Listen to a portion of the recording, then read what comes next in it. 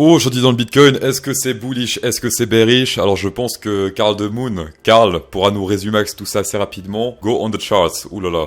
Carl, respecte un peu tes planctons, là c'est quoi cette qualité dégueulasse? Et sinon ça y est, le CERN a ouvert son portail. Il y a une dimension parallèle qui est en train de se créer là sur TradingView chez toi. Par contre très jolie veste d'expert en triangle. Il faut se l'avouer. Carl, si les triangles étaient ma passion, je ferais pas analyse technique mais plutôt chef de projet chez Doritos. Pour commencer, le gagnant des $50 du jour s'affiche à l'écran. Bravo à toi, tu recevras la thune sous 2 jours, voilà, tape dedans. Sur le MACD, qu'est-ce qu'on peut voir ici? En 3 jours lit, alors les débutants l'utilisent souvent en semaine lit, en jour lit, en 4 heures lit, enfin toutes les time frames de plancton, on va dire. No offense bien sûr. Le MACD ici, quand ils se croisent, donc les lignes ici cross, donc quand le bleu passe par-dessus le orange ou le rouge, qu'est-ce qui se passe? Eh bien, c'est plutôt bullish par la suite, ici en 3 jours lit. Donc là, hop, croisement, c'était plutôt bullish par la suite. Ici, croisement boule, c'était plutôt bullish pour la suite, pendant pas mal de jours, voire de semaines. Ici, croisement, c'était assez bullish pour la suite. Alors oui, quand on peut le voir ici, regardez, ça s'est croisé sur une grosse bougie bleue, mais c'était pas terminé. C'était pas terminé, ça continue à monter, donc ça reste valable. En gros, pour faire simple, pour ceux qui veulent prendre leur profit, c'est-à-dire que vous pouvez attendre un peu, puisque on risque de continuer à monter quand ça se croise. Du coup, ici, ça s'est croisé, ça a également fonctionné. Là, ça s'est croisé, ça a également fonctionné pendant pas mal de jours qui suivent. Le seul endroit où ça n'a pas fonctionné, c'est ici. D'accord, c'était le 6 février 2022. Ça s'est croisé ici. On est monté légèrement, mais j'ai compté que ça compte pas parce que ça s'est monté que dalle après. Donc ici, selon moi, ça n'a pas fonctionné, mais on a quand même 4 backtests qui ont réussi en 3 jours lit. 1, 2, 3, 4. Sur un qui n'a pas réussi, ça reste un très bon ratio de réussite. En jour lit, qu'est-ce qui se passe? Pour l'instant, on n'a toujours pas pété ici 7 EMA 20. Ça serait très bien qu'on la pète et qu'on trouve un support dessus. Ici, c'est l'EMA 20, elle continue comme ça. Hop, rebond dessus, ou plusieurs rebonds, et après pump. Ou bien pump direct, hein, ça on refuse pas. Malheureusement, d'ici là, ça restera une résistance. Combiné avec cette résistance ici, ligne bleue, rejet, et pour l'instant, pas un rejet, mais on risque de se rejeter à nouveau. Ça serait pas mal parce qu'il y a pas mal de résistances combinées ici. Ligne bleue, EMA 20, et regardez ici sur le RSI. On a un range ici sur le RSI, résistance. Pour l'instant, on ne teste pas encore. Cependant, on a une résistance. Elle n'est pas ultra précise, mais il faut quand même la préciser parce qu'elle a fait des résultats un peu étrange dans le passé. Ici on se fait rejeter, ici on rebondit dessus, ici joli rejet, ici on se fait presque rejeter, mais on va quand même dire que ça se fait rejeter par cette résistance, ici rebond, et là on reteste, on a pété légèrement cette résistance, mais rappelez-vous qu'on a également pété ici légèrement. Pour moi la victoire c'est quand on pète ces deux là, ces deux résistances, hop, ça viendra support, rebond, éventuellement sur celle-ci ou même sur celle-là, et après to the moon. Et pour l'instant malheureusement ce n'est pas encore le cas, ça reste qu'une utopie. Alors, haut signal également bear, pas encore confirmé, mais c'est une divergence ici, divergence bear, puisque là ça descend, ligne bleue descend, ici ça monte. Si on clôture sous les 20 129, eh bien divergence bear confirmée. Alors, niveau whale plankton, qu'est-ce qui se passe? C'est assez compliqué, puisque il y a de la liquidité au nord et au sud. Avant-hier, c'était uniquement au nord. Maintenant, il y a pas mal ici vers les 19 000 et pas mal également vers les 21 000. Donc ici, peu importe où il va, il y a de la liquidité à prendre. Les whales et les planktons ici, eh bien ça commence à monter pas mal. On a les plus gros qui sont les rouges et les violets qui achètent toujours pas mal. Là, ils commencent doucement mais sûrement à vendre.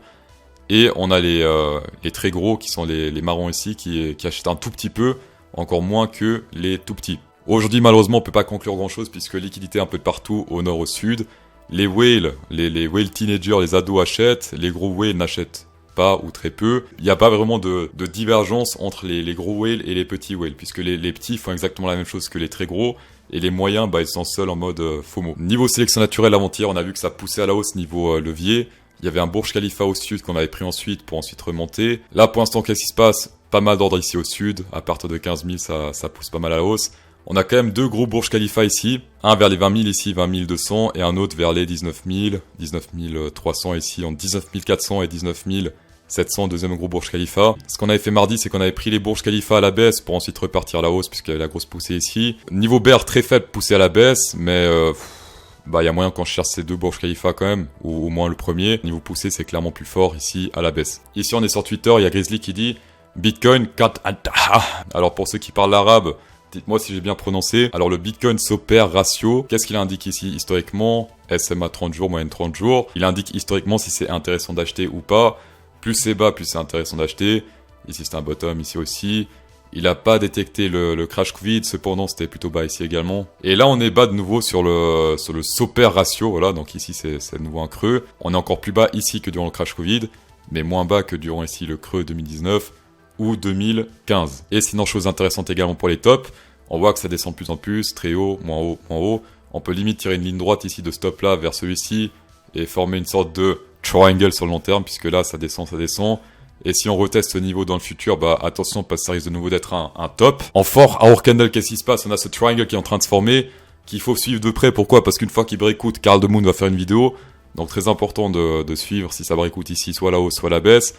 Si ça breakout à la hausse, vous connaissez. Si ça breakout à la baisse, vous connaissez. Bien sûr, il faut faire l'inverse. Hein. Attention, parce que les planctons vont long ici. Si ça breakout à la hausse, si ça break à la baisse, ils vont shorter. On a un range qui se forme ici sur le RSI, combiné avec une divergence bear potentielle, puisque là, ça descend. Ici, ça monte, voilà. On a également, regardez bien, si on prend ici maintenant ce top et ce bottom, qu'est-ce qui se passe? Donc ici, on prend le top, ici, on prend le rebond ici, qu'est-ce qui se passe? Presque ici, sur le hasard une fois plus. Peut-être parce que j'ai mal tiré le trait, si on ajuste.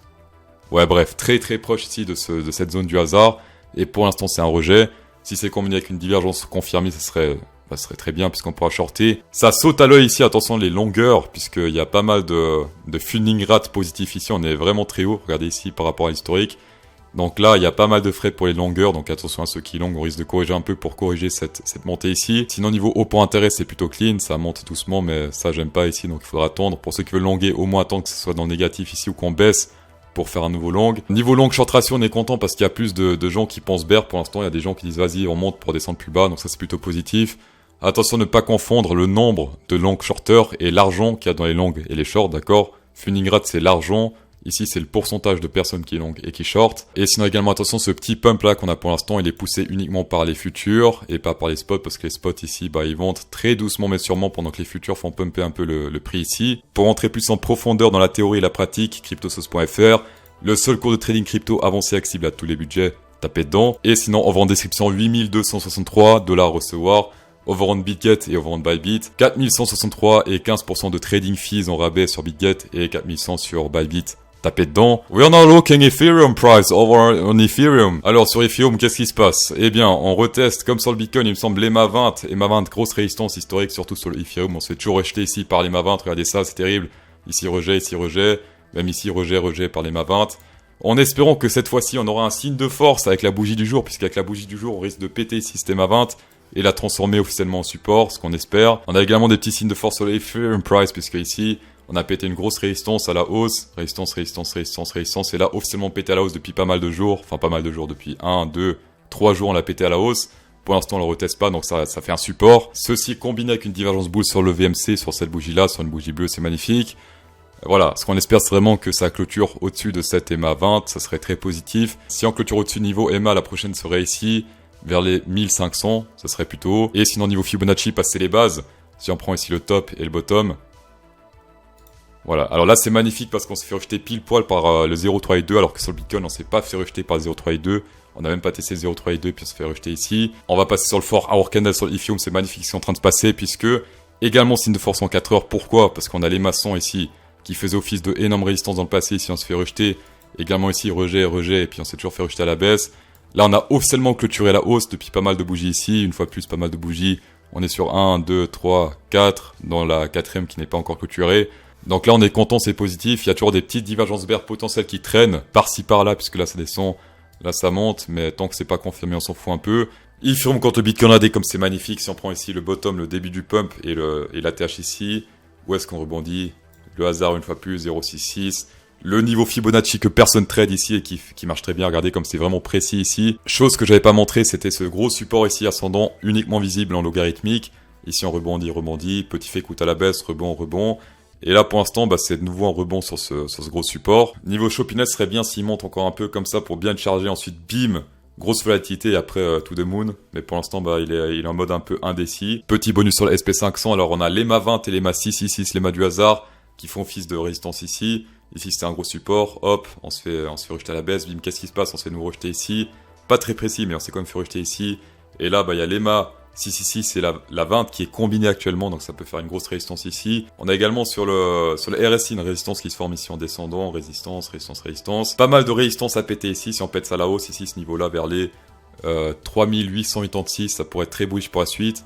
Je pense d'ailleurs même qu'on risque de péter après cette grosse résistance baissière ici, puisque pour moi les résistances majeures c'est les MA 20, plus ici cette résistance sur le RSI. Si on dézoome, qu'est-ce qu'on a? On a un Shark Bear spécial go potentiel ici dans cette zone, entre les 4726 et les 4424.